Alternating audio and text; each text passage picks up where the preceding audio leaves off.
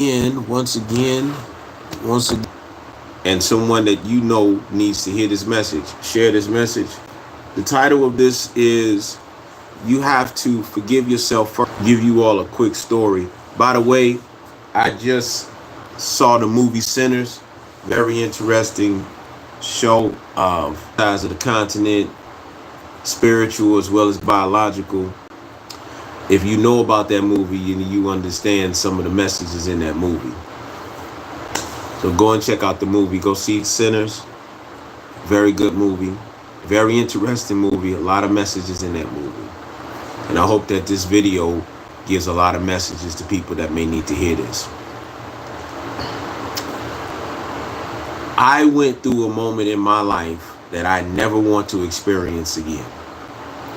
And that is a divorce, separation, financial straits,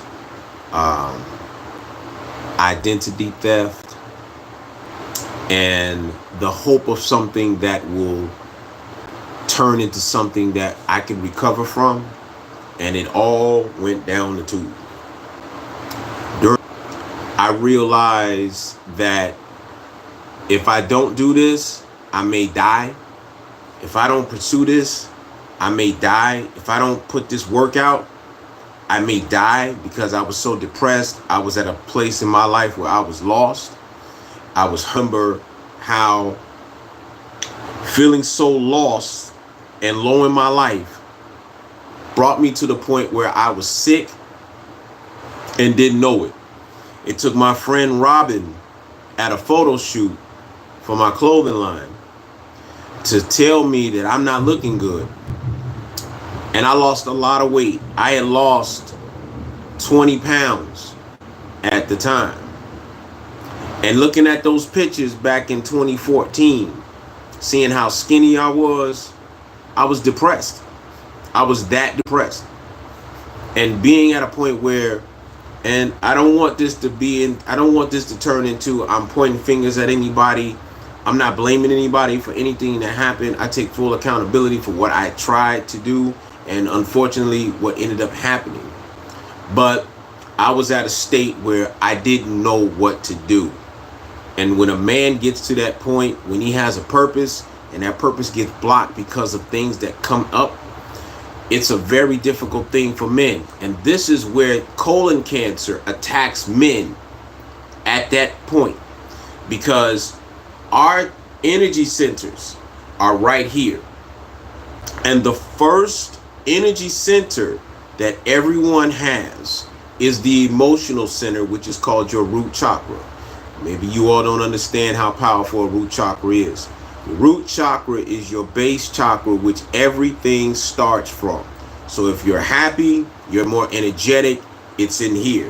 When you're depressed, you're less energetic and things begin to slow down, it's right in here. Your colon, your liver, and your kidneys here in here. Particularly on the left side of a woman's body, this is your emotional center. This is how you know that breast cancer for women starts on the left side, because this is your emotional center. So when you have those cramps at that time of the month, especially when you all get older, this is your emotional center. When you feel that pain, ladies, pay attention to what you are going through, especially what you are eating and what moment in your life you are experiencing.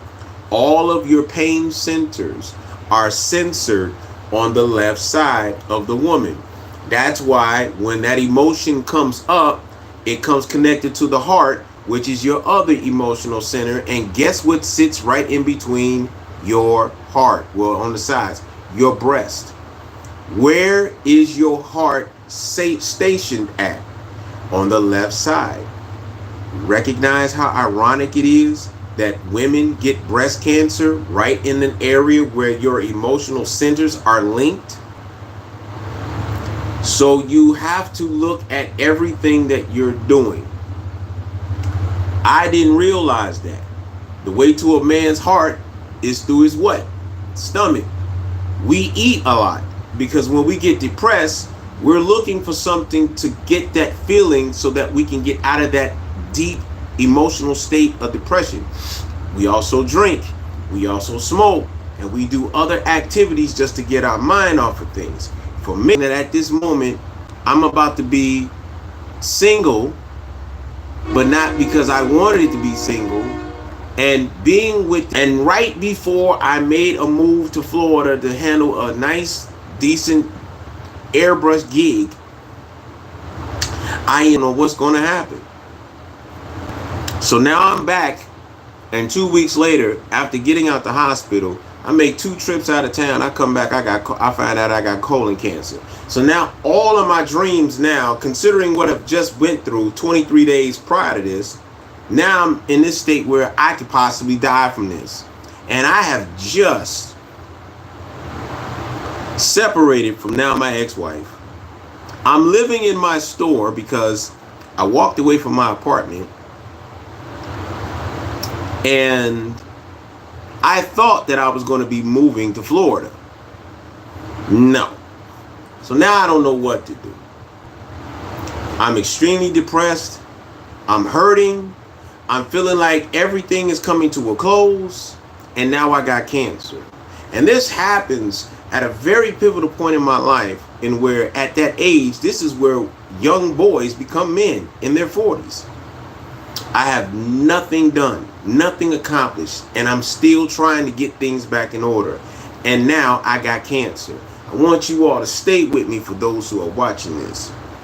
I pass out in my store, and when I wake up, I'm on a toilet and didn't even know that this came from me. I thought I got shot. That's how much blood I saw. And all that I want to do is just get some peace of mind, because right now I don't know what's going to happen to me. And now I got cancer. Now I got cancer. And it took that cancer to piss me off so hard that I refused to die unfulfilled. All through this moment, I'm going through trying to just give me a new place. I just moved in with my bro, and I got to get up with him. Blank, I ain't forgot about you, bro. He gave me a place to rest my head. He gave me solitude. He gave me some place to kind of get my mind right. And all that he wanted me to do was just get better. All of my biker family that knew what was going on wanted me to do was just get better. They didn't see me as a bum. They didn't see me as a person that was taking advantage of anybody. They saw me as somebody that I'm just going through a moment. Just get better. And I'm beating myself up. Until I started going on YouTube and looking at Motivation Williams, who kept me motivated during this regiment that he got me on to heal myself. I'm looking at Tony Roberts. I'm looking at all these different people that have something to say to keep you motivated. And the number one thing that I remember out of all of these things that I was listening to was Andre Taylor, Value of a Man. Everything breaks down to values, and how he spoke so eloquently about the importance of keeping a value to yourself, and also valuing the fact that you are a man and guarding that man. And that helped me go through a lot of lonely nights. But the other thing that Andre Taylor talked about, and Andre, if you see this video, you know exactly what I'm talking about. Don't let somebody else tell your story. And I've seen a lot of that in my life. I've seen a lot of that happen through people that I personally know. And they're hearing all of these things about me, but not one time did any of these people come to me first and ask what happened. That includes family. That includes some of the biker people. And that includes just people that I know. And all you had to do was ask. Again, I'm not snapping on anybody. I'm just telling you my story. All through this time, I'm getting mad. I'm getting upset. I'm not having a very peaceful.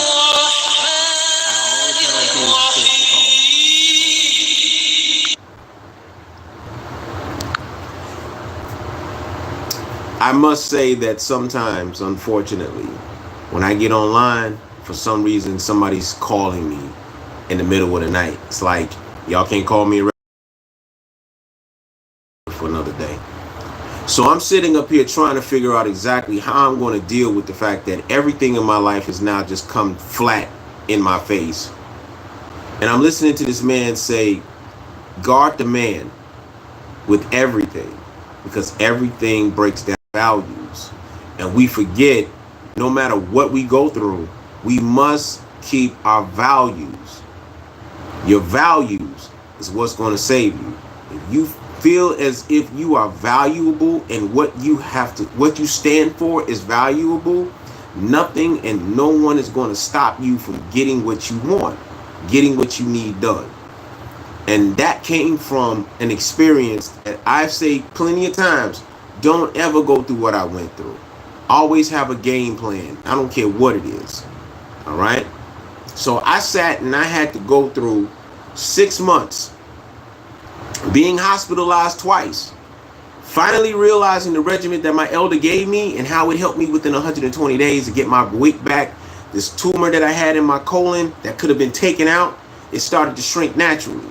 And it did something to me. It showed me that you have the ability to make this work for you and not let it destroy you. Anything. And your manhood and the principles of being a man is going to keep you alive, keep you strong, and keep you on your mission. Don't die unfulfilled because you feel at this moment that you're the biggest loser.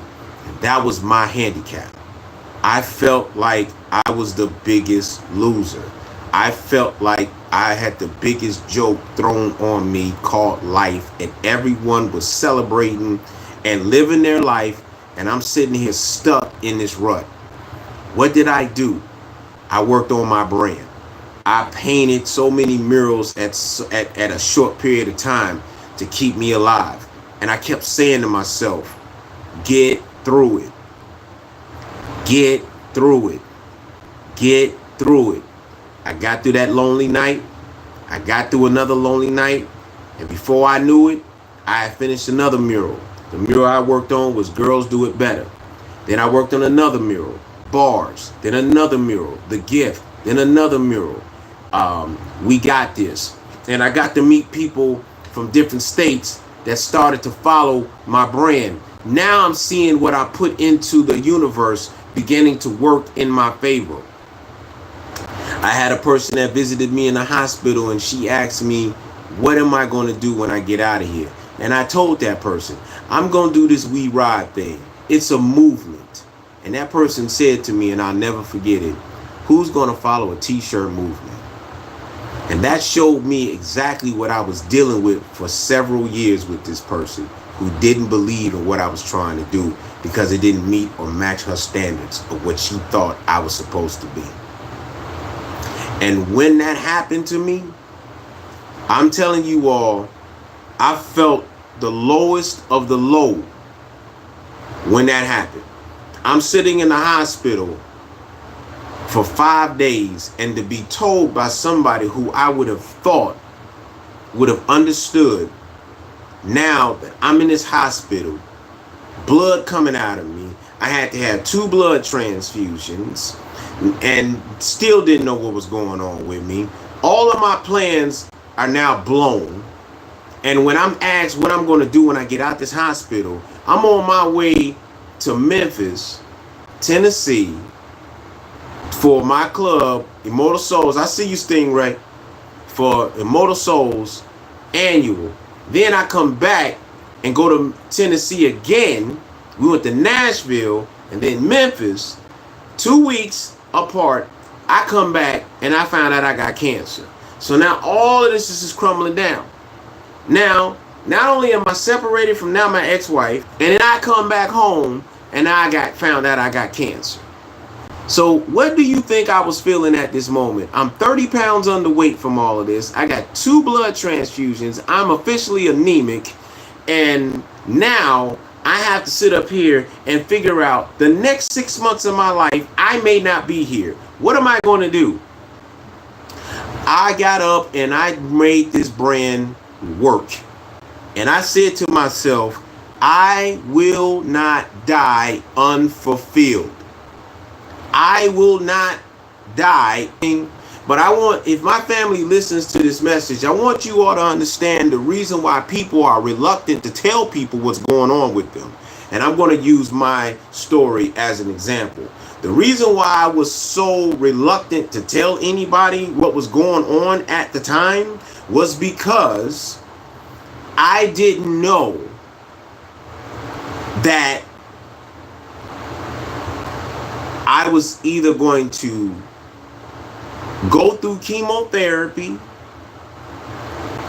like my father did, who died. I didn't know if all of my paperwork was intact. I didn't know if these doctors was joking, but I was at a standstill.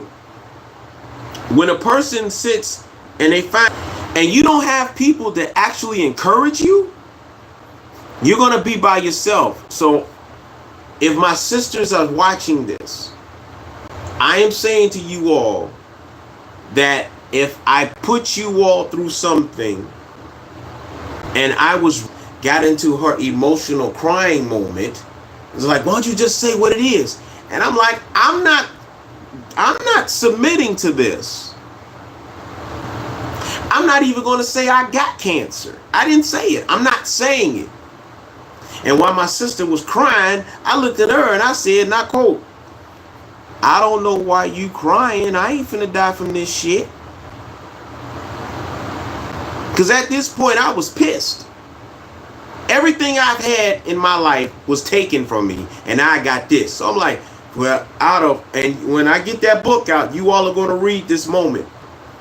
I said in a mirror, after talking to these doctors, after talking to my friend Tony Lampkin, who actually is the reason why I am still alive today, because he introduced me to my elder.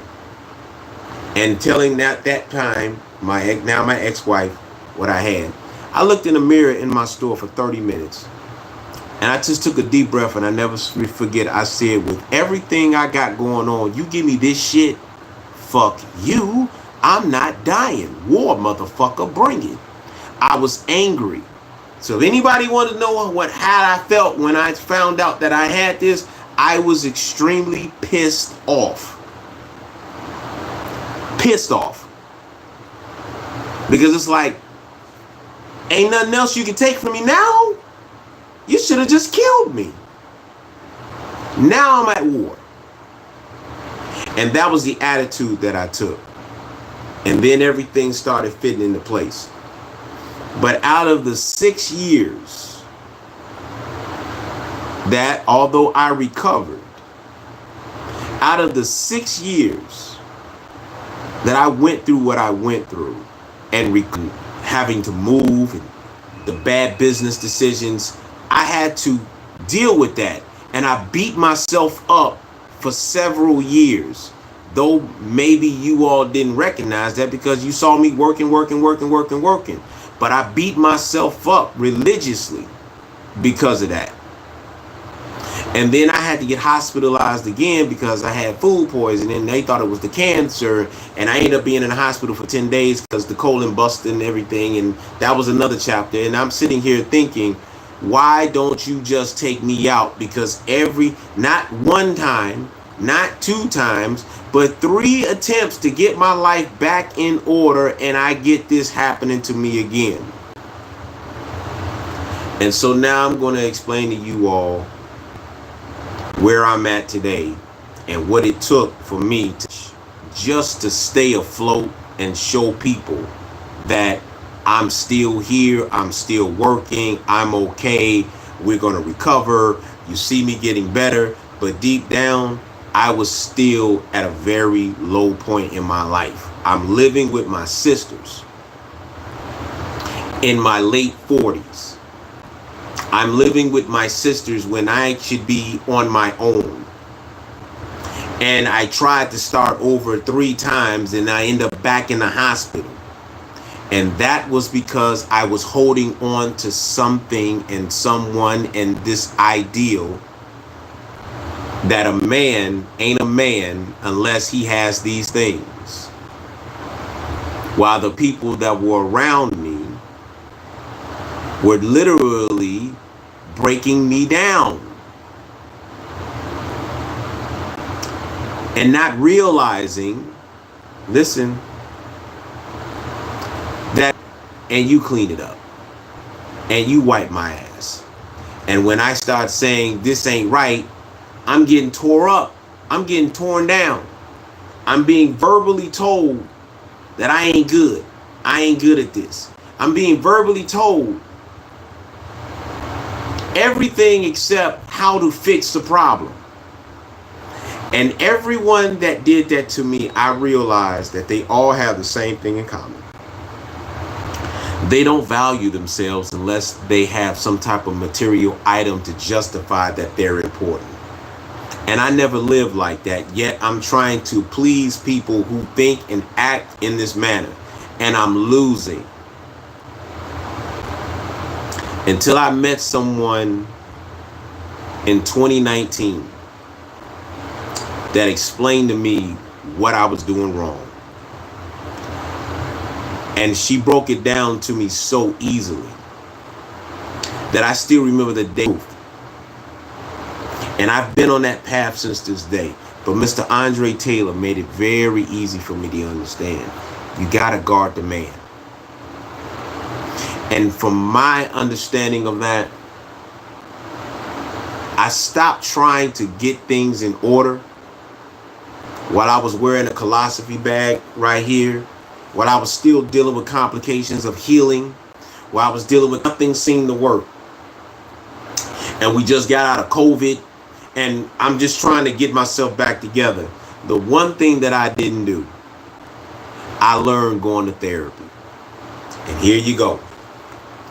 I sat here and went to several therapy sessions and consultations and group meetings, group sessions with men. And the majority of the men went through what I went through, whether it was a divorce or they had cancer or they was going through something rough in life. And the elder of this session would ask everybody to get in the middle of a circle, and everybody would ask this person a question, and they would have, the goal was we lift each other up, and no one leaves out of this circle until they are completely fulfilled in what they need to do. And every 2 weeks, we got back together and we reviewed how we were improving. The one thing that I survived cancer, I beat it. I'm 3 years cancer free. I'm 4 years cancer free. I'm 5 years cancer free. When I got to the 6th year of being cancer free and I started going to these sessions, and he said these words, "Did you cheat on her?" I said, "Absolutely not." "Did you give her a disease?" "No." "Did you beat her?" "No." "Did you fuck up money?" Like, no. "Did you pay the bills? Was there money in the house? You weren't on drugs?" You wouldn't be man in that room to clap for this brother. Because the way that he said he loved his wife, there are a lot of women that wish that their man could say the rouse. No longer do you feel bad about something that you tried your best to be good at if you believe you tried your best. Because mistakes is something that all human beings make. But if you didn't intentionally try to fuck up, stop feeling bad, because that person was ready to go no matter what you would have did. If your intentions were good and she was ready to go, she was already out the door, and it wasn't nothing that you can do about that. As long as you were able to walk and say that you tried your best to be good, that's it. That's all. That's on her now. Move on. Move on. And that helped a lot. So every time I get into this mode, I say to myself, get through it. And then I started this ritual that I learned in several different ways, and that is the ritual of acknowledging yourself in a mirror. You get up first thing in the morning and you do repetitious manifestation words or affirmations. I use my water to do it. But one thing that I say to myself every morning: I love you, not accept failure. You will do the very best work that you can do because you are the best at being William Surf Riles. I command you to be great. I command you to be prosperous. I command you to be greater today than you were yesterday. And those are the tools that I use when I get up every morning. And the more I began saying that to myself, I noticed that things became easier to deal with. My appetite came back. I'm working out again. I'm putting in work. And dealing with a divorce, dealing with slow money, dealing with being in somebody else's house, I got to deal with it a lot easier. I made arrangements. And then I got the call. We're going to go in. We're going to do the colonoscopy. We're going to do the scans. And they became more frequent and more frequent and more frequent until they finally did the last colonoscopy. And they said, and I quote, "We can do your surgery now." That was in 2022 in November. I cried. It's finally over. I can get this bag off of me, which is really bothering my self-confidence. I don't have to wear a bag anymore after a while. I got this hole in my stomach that's going to be capped up. I can finally breathe.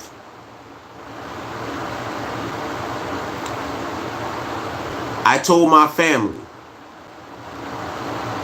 when this surgery is done, 6 months after that, I will be in my own place. It was 6 months to the day. This month makes 2 years that I'm in the place that I said I was going to be in, that I'm speaking to you at. What I did before that happened, before that surgery, before I moved into this place, before I got that surgery, before all of that happened, that consultation was the break-in for me. I stopped trying so hard to get a place just so that I can tell people I'm in my own place now. And the persons that I was doing this for was not me. And I realized everything that I was doing was to get appreciation and applause from everybody else except me.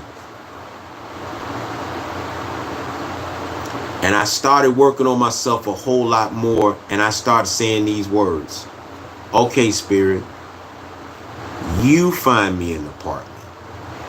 Okay, Spirit, you guide me to where I need to be. Okay, Spirit, you've seen the work that you've seen how hard that I'm trying to get this done, but it's not working out. You do it. If you want me to be here, I'm going to submit, because I'm tired. Because doing this, I'm trying my best to do this, and I'm not successful. You do it. And within 3 months, I had 5 doctor's appointments. And those 5 doctor's appointments, the last one, that's when they said, we can do your final surgery. 6 months after that day, February 23rd, 2023. I let my family know 6 months after this surgery, I'm going to be in my own place. And sure enough, 6 months later, by my grace of my cousin, Willie Riles, by grace of my friend Mose Oliver in Florida, And I also got to give acknowledgement to a young lady by the name of Kiki, who's an excellent cook, and I can't wait to come down there to get some Caribbean food because she gets down. I painted 2 food trucks, did some tattoo work. I came home, and I got to view this apartment that I'm in. It was already in the works. And I even had extra work that came in to make sure that I had more than enough money to pay for this place and then some. More than enough money to put money on the utilities and then some. More than enough money to put insurance, make sure that the insurance, everything. I had more than enough. What did I do? I forgave myself and started telling myself, I love you. You're going to get through this. I love you. I love you. I love you. 100 times. That's 5 minutes of your day. Saying to yourself that you love you. And you say that every day. And you begin to notice things will change. I had to forgive myself. But I also had to let people know I'm not scared to tell my story. I don't have any shame about what happened to me. And I can tell anybody, I don't care who you are, what happened to me that got me to this point. Because I love me enough to say, hey, listen, sometimes I just got to let that go. Because it's my truth. I can't escape it. But I stopped feeling like I was a failure.